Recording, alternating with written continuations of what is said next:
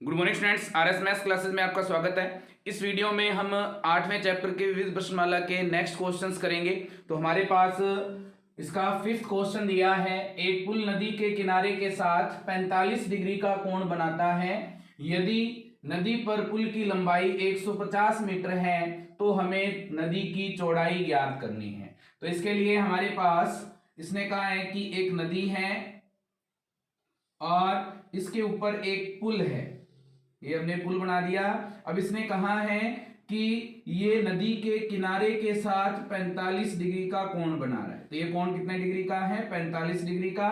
और इसने कहा है कि जो नदी के ऊपर इसकी लंबाई है वो है हमारे पास 150 मीटर।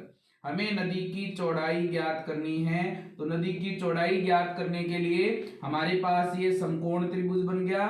नाम दें अगर ए बी और सी।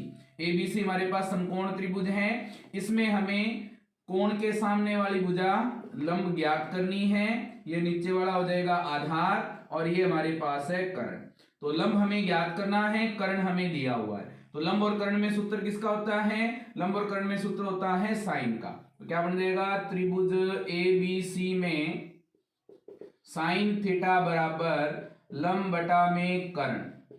अब लंब का नाम क्या है? ए बी और कर्ण का नाम क्या है? ए सी।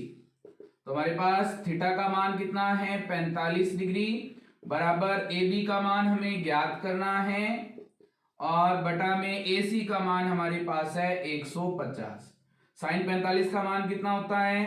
ये होता है हमारे पास 1/√2 बराबर ए बी बटा में 150। 150 भाग में है, इधर आकर क्या हो जाएगा? गुणा में। तो 150 बटा में √2 बराबर ए बी। अब हम देखेंगे कि हमारे पास 150 बटा √2 कोई ऑप्शन है क्या? नहीं है। तो इसे हमें और सॉल्व करना पड़ेगा। सॉल्व क्या करना है? बटा में रूट हमारे पास है, इस रूट को हटाने के लिए हर का परिमेयकरण कर देंगे और हर का परिमेयकरण करने के लिए क्या करते हैं? उसी रूट वाली संख्या से ऊपर और नीचे गुणा कर देते हैं। तो क्या बन जाएगा हमारे पास?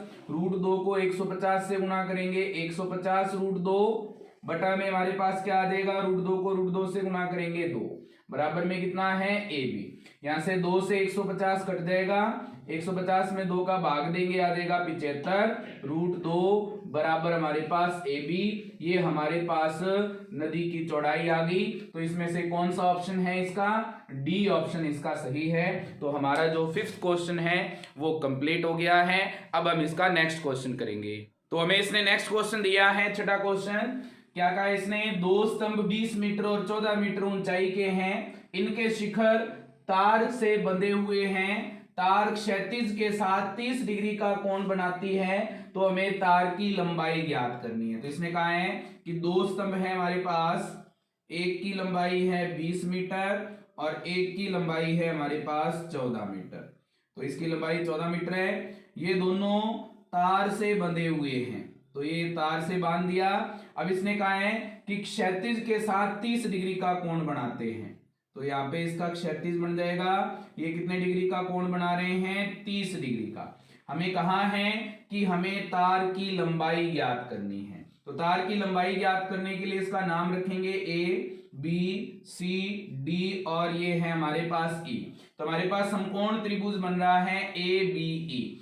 इसमें हमारे पास इसकी टोटल जो लंबाई है वो है हमारे पास 20 मीटर।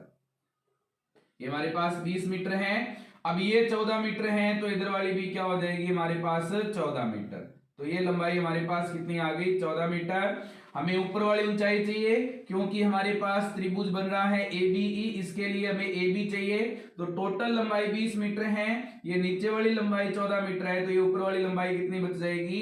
ये बच जाएगी हमारे पास 6 मीटर। अब हमें कोण के सामने वाली भुजा लंब दी हुई है और इसके लिए 90 डिग्री के सामने वाली भुजा कर्ण हमें ज्ञात करना है। तो लंब और कर्ण में सूत्र लगाएंगे। तो सूत्र लगाने से पहले जो हमने लंबाई निकाली है वो लिखेंगे। तो हमारे पास त्रिभुज ए बी ई में क्या बनेगा? ए बी बराबर क्या बनेगा हमारे पास? ए सी माइनस बी सी। ए सी का मान था 20 माइनस हमारे पास बी सी का मान था 14। कितने आ जाएंगे? 6 मीटर। अब यहां से हम साइन का सूत्र लगा देंगे, साइन थीटा बराबर लंब बटा में कर्ण। लंब का नाम क्या है? लंब का नाम है ए बी, बटा में कर्ण का नाम क्या है? कर्ण है हमारे पास ए ई। थीटा का मान कितना है? थीटा का मान है हमारे पास 30 डिग्री। ए बी का मान कितना है? 6, बटा में हमारे पास ए ई का मान ज्ञात करना है।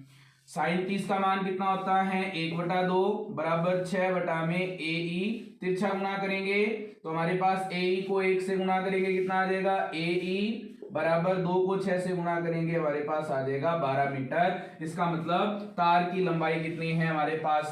12 मीटर। तो इसके लिए हमारे पास कौन सा ऑप्शन सही है? ए ऑप्शन इसके लिए सही है।